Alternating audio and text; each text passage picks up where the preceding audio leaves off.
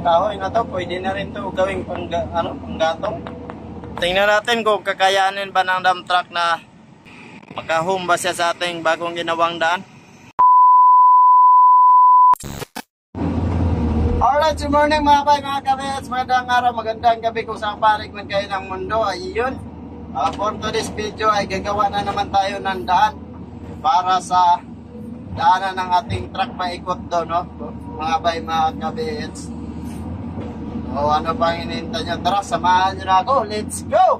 Ayan mga bay, gagawa tayo ng daan paikot dito kasi yung ilog ay nagagawa natin ito ng daan. Kasi yung ilog sa pag-transfer daw namin ng ilog ay sumubra at pumasok dito banda sa kaliwa. Kaya dyan natin kukunan, ayan sa kabila. Dyan na naman tayo magpalapad ng ating ginawang kanal para drainage ng ilog mga bay, mga kabets. So ganito lang yung paggawa mga bay muna, no? Tapos sapakan na lang natin yan maya maya para hindi bumahon yung sasakyan o truck. Pantayin lang natin to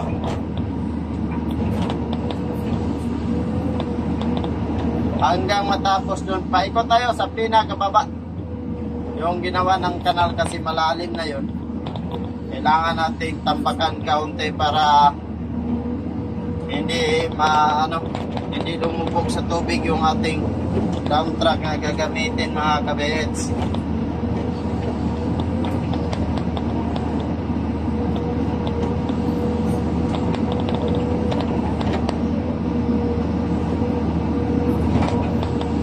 Ayan na mga bay, babante lang yung natin, paggawa natin.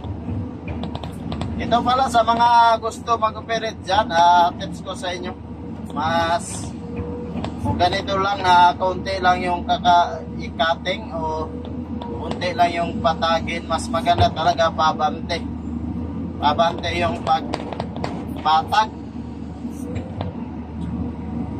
para yung naman yung track pad ng iyong backhoe ay diretso na, pantay na yung track pad niya, hindi na tagilid. Kasi pag patras kayo, tagilid, hindi kayo makakuha ng patag kaagad kasi tagilid yung track pad ng backhoe. So tansyahin nyo na lang kung saan banda yung tambakan o saan banda yung kuna na medyo mataas. Tapos apakan na lang pagkatapos. Ayan mga bay, no? Ito yung paraan na madali pag ganitong konti lang yung papatagin at konti lang yung kulang, pabante. Kasi patag na yan sa unahan. Pag-apak mo ng mga bay, pag-apak mo ng truck pad o sa pag-apak ng backhoe ay pantay na talaga yan, hindi na siya mahihirapan pa. At yung bucket mo naman ay pantay din yan. Pag tagilid kasi, yung bucket naman ay tagilid din yung niya, bakas niya. Kaya hindi mo masyado makuha yung level na paggawa mo ng daan mga kabets. Alright, so yan pansinin nyo na yung bakas ng bucket niya ay pantay dahil pantay na rin yung kanya inaapakan. O mas madali, tulak na lang kung may sobra, may kulang, ganyan. So kailangan pa rin ng dito, magandang magaan yung kamay mo. Kasi pag baguhan ka pa ay medyo mabigat yung kamay mo sa paggalaw, hindi mo makuha yung tamang level. So tulak mo na lang, sa pagtulak naman para hindi aangat o hindi kumapal yung pinapatag mo, ay extend mo ng dahan-dahan yung arm, sabay na rin boom down na rin dahan-dahan mga kabets. So yan, pansinin nyo yung ating bakas mga kabets ay pantay, no? Ayan, madali lang at saka ayan, swing na lang konti para pantay talaga.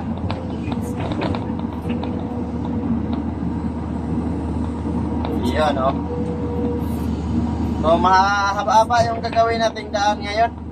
Nasa 100 ata meters may gito. Yung gagawin nating daan. Para dito na yun, dadaan yung truck.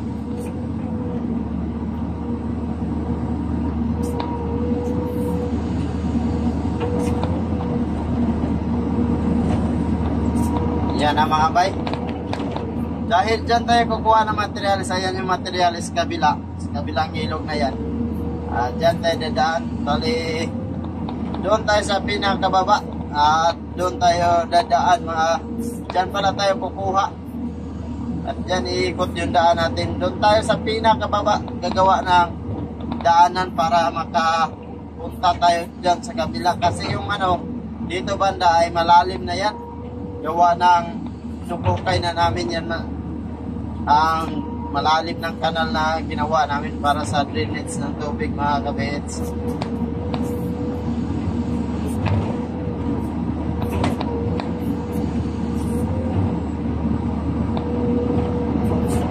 Ayan, ito pakita ko sa inyo mga bay, mga kabits, yung ating ginawang daan.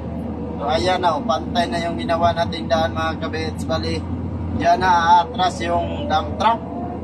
At yan na siya dadaan.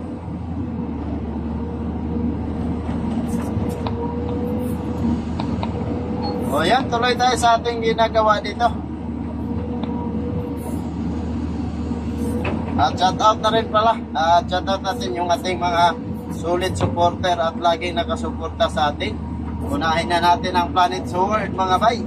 Ang Planet Sword na unang-una kay Naimumpat at sa buong team ng Planet Sword. Hindi ko na isa-isa si Dam Julie, shout out na rin. Yan, Idol Muffin, Idol Bukyong, ayun, shout out. Sino pa ba yung iba dyan? Dol JB, Damage Me, shout out na rin kay Damage Me na laging nakasubaybay sa atin. At sino pa ba yung iba? Sa lahat-lahat na lang ng members ng Planet Sword, shout out sa lahat at maraming salamat. Walang sawang pasasalamat po mula sa puso sa inyong pagsuporta sa atin, no? Alright, tuloy tayo dito sa ating kaganapan, mga bay. Shout out rin pala sa Team Solid. Ayan, sa Team Solid, especially kay kay kapatid Kasunoy. Ayan, kay Jam Cecil, kay Sis Bilaros, shout out na rin. At saka isa lang si Jesus Christ. Ayan, kay Sis Jesus Christ, isa lang yan siya. At Dam Jibili na rin, shout out. Dam Recap, shout out na rin. At sa Dolselbad,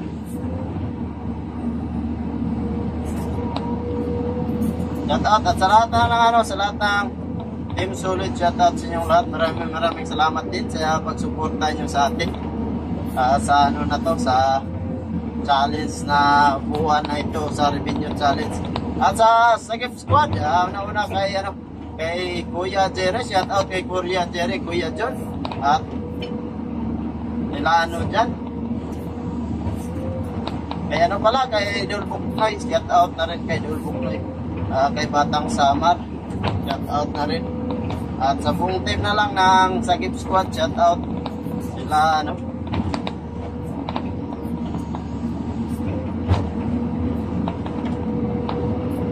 shout out sa lahat ng at sa Barrio Esprakatak. Ayan, shout out sa Barrio Esprakatak, especially kay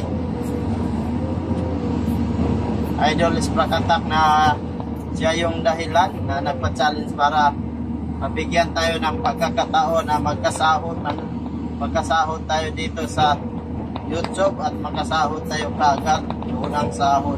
Maraming salamat, Dol Esprakatak.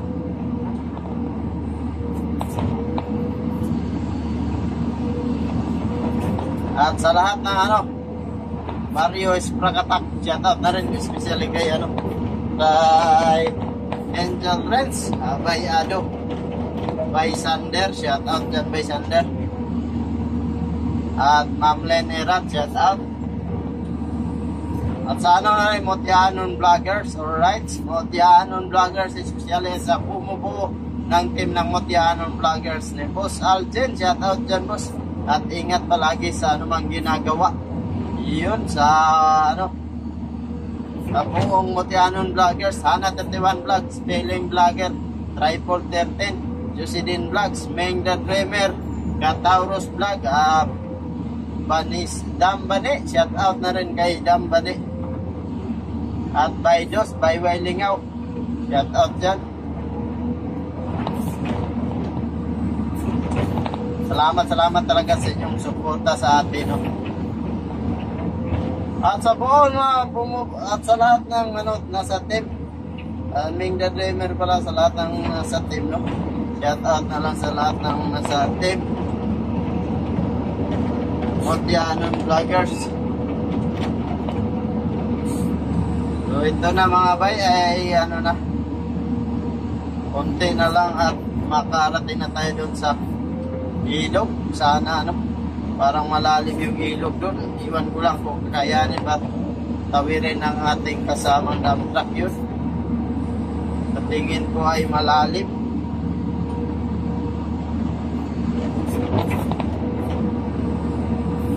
Ayan mga bay, kunan lang natin to dito konti kasi tagilid. Kasi pag tagilid na medyo bumabaon siya kasi yung hindi pantay yung bigat. Tagilid kung saan banda siya tagilid ay doon yung bigat niya mga kabits, kaya pantay natin.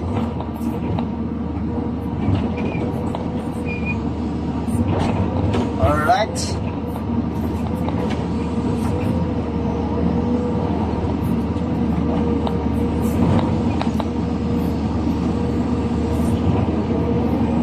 ayan na mga bay, yung ating ginawang daan papunta doon. Ayan, kita nyo yung ginawa nating daan ay medyo ayos na. Ayos na mga bay, mga kabits, yung ating ginawang daan mga bay.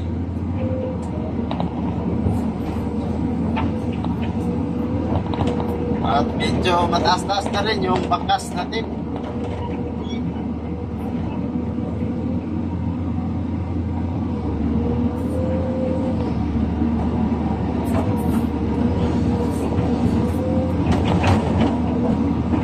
Lang natin to mga kabit para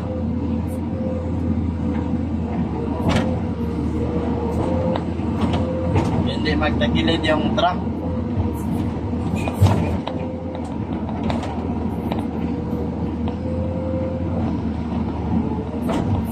Ito kasi swing na lang yung gamitin natin dito kasi hindi naman gaano tagilid. Hindi na natin i-cutting para mas madali. Wala naman din gaanong malalaking bato. Mga maliliit lang at saka buhangin. Kaya na yan sa swing niya. Ayan, pansinin nyo pag swing ay madali lang at bantay lang talaga.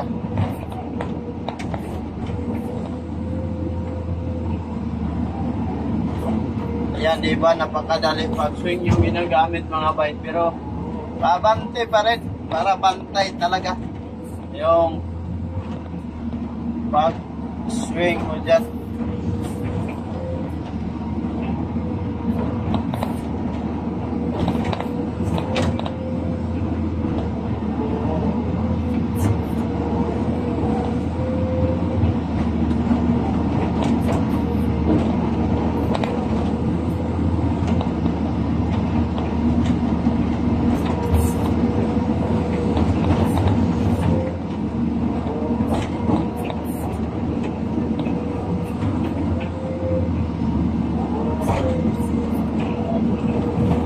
Mga bay, ayan na.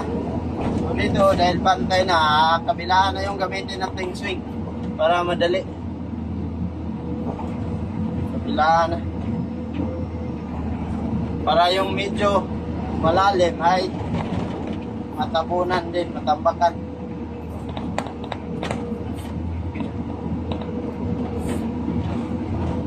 Ayan.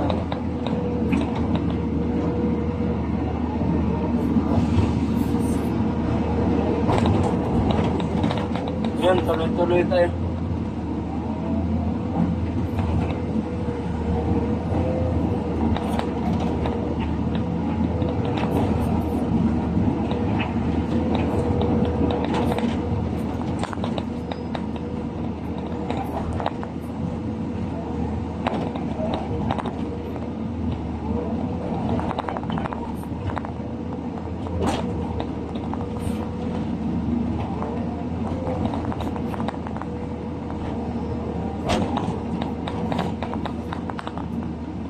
Itong kahoy na to, pwede na rin to gawing panggatong. Maya, sibakin natin yan yung kahoy na yan. Gawin natin panakol yung bakit ng bako. Para may panggatong tayo.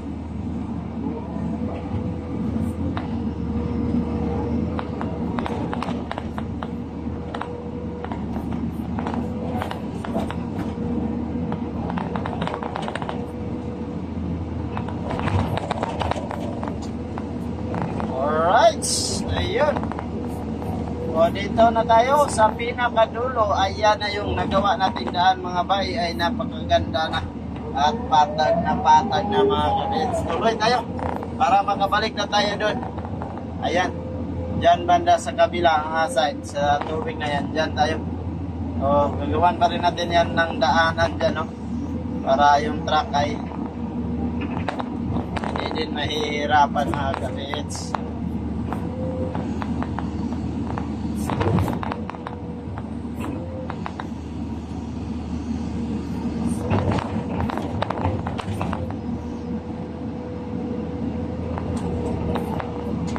Yan, tuloy tayo.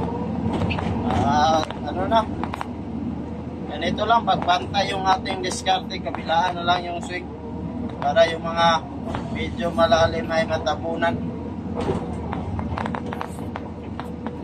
Pero ano lang pa, wag natin masyadong idiin yung bakit para hindi rin niya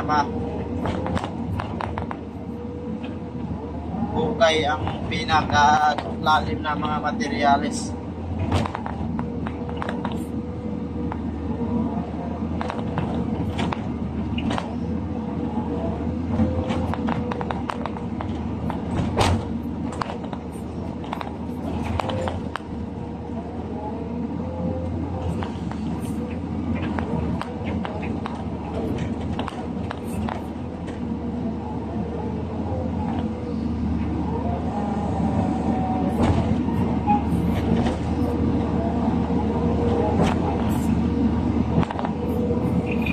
Natin kung kayanin ba ito maya pasok dito, parang malambot dito banda,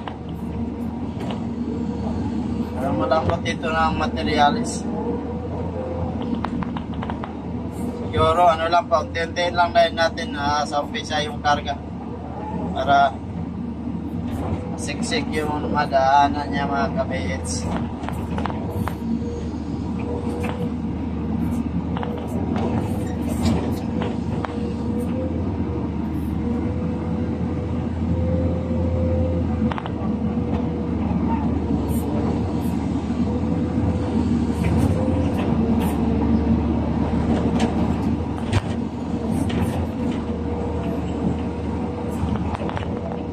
Na mga bay,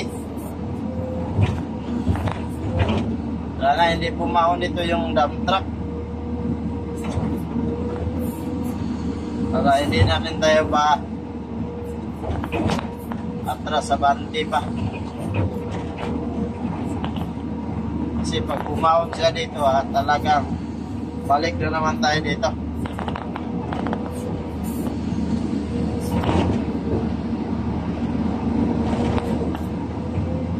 Alright, so nga ba, nakatawid na tayo dito at dito na naman tayo sa kabila.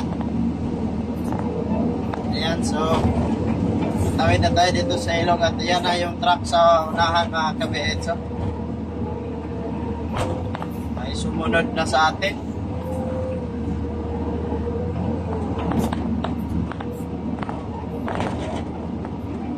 So, tuloy na tayo dito sa ating ginagawa.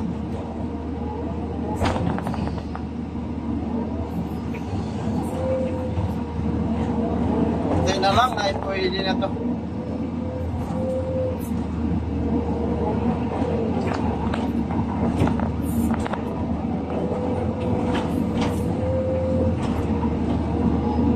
Iyatin lang itong palaparan dito kasi dito siya bumada kasi to.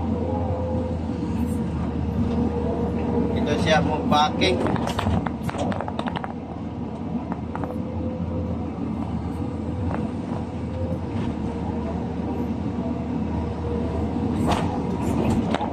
At kunti lang yung i-loading natin sa kanya para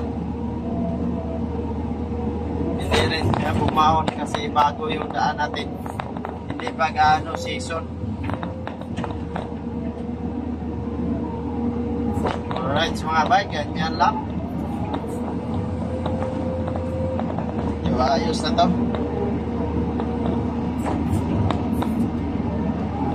Tingnan natin kung kakayanin na ba niya.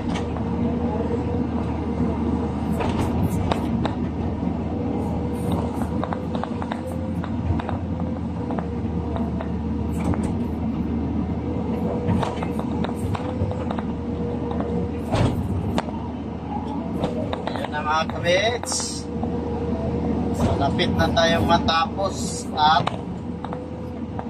mag-loading na tayo sa ating dump truck. Maya lang kaunti. Ayan na, andyan na yung dump truck sa ating likuran mga kabits. Alright, kukunin lang natin itong mga damo. Ito yung damo na bawal daanan at talagang makakapit yan. Yan ang sinasabi nila na damo na pusa o pusa na damo kasi parang kuko ng pusa yung ano niyan yan. Iwan ko lang kung anong pangalan dyan sa iba. Pusa-pusaan sa amin.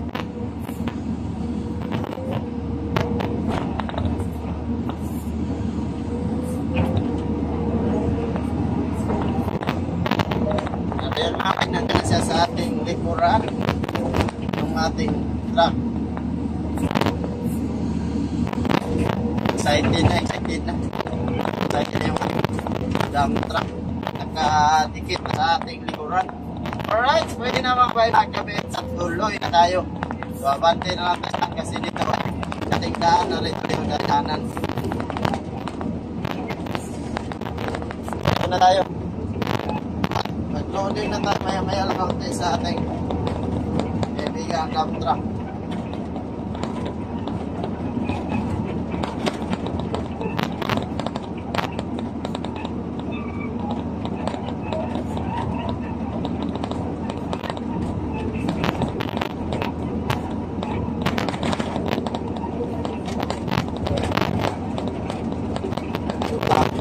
Natin siya ng bakinganan dito mga kabits para dito na siya mag-hacking.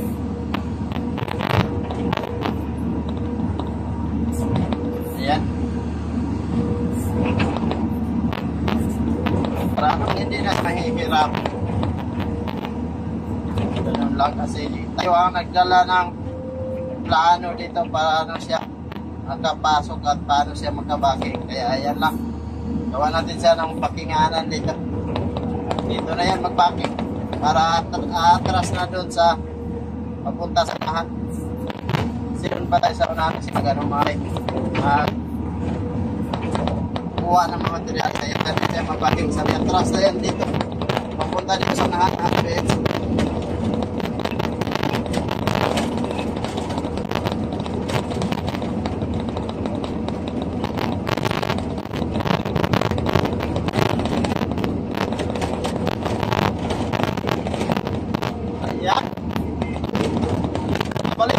Sa kukunin dito mga bay mga kabit sa ida doon sa bila. Ayan yung may kasama natin na bago doon na kulay wise.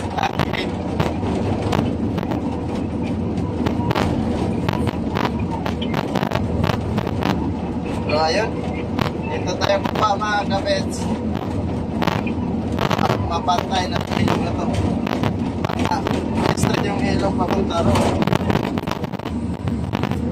Tayo pa mga kabits. At iloding natin sa kanila.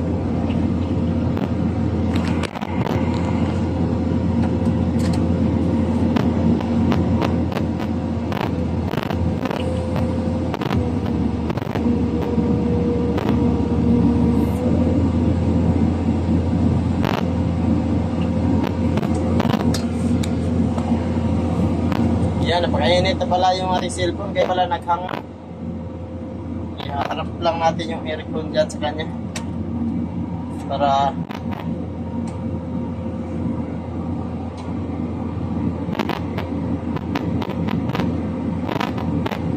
pagkunti-kunti lang yung ating ilogin sa kanya mga kabit para hindi siya gano'ng mahihirapan at hindi siya bumahon dahil napansin natin para bumahon na siya doon. Hindi pa nga, wala pa nga ang karga. So, ludingan lang natin kahit mga 10 kubiko lang. Kasi 20 kubiko yung ano na yan. Dump truck na yan mga kabinets.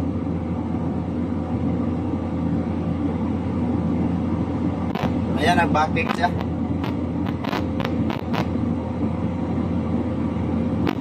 Oh, malambot yung ano, reality. Kaya hindi niya makuha agad.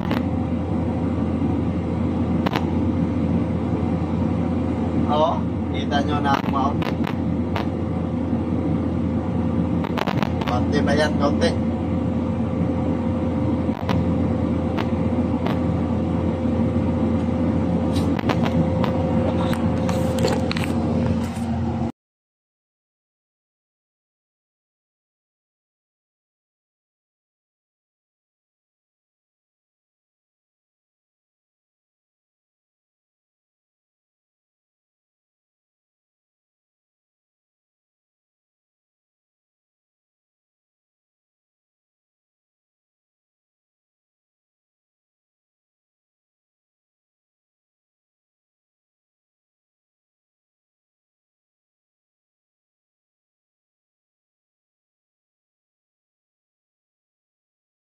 Iyon.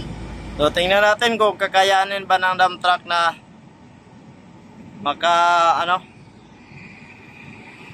makahome ba siya sa ating bagong ginawang daan.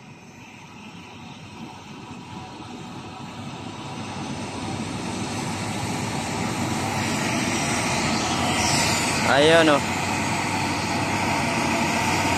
So kaya naman. Kasi konti lang din yung linagay natin dyan. Ayan mga kabits. O kaya. Ano lang, ganyan lang yung ilagay natin. Mga 10 kubiko lang yung ilagay natin para ayan o, talagang nasira yung daanan kaagad. Malambot pa, malambot. Pakunti-kunti lang muna yung ating ilalagay. Okay, alright. Hanggang dito lang muna tayo ang ating video. Maraming salamat po sa lahat na nanonood sa ating ginagawang video palagi, no? Ayan. Sa mga hindi pala nagka-subscribe dyan, baka pwede naman makahingi rin ng like na lang at subscribe na rin kung sa mga bago dyan na hindi pa nakasubscribe sa atin, kung napadpad man kayo sa ating channel. Ayan, hanggang sa muli na lang yung ating paggawa ng video. Bye-bye!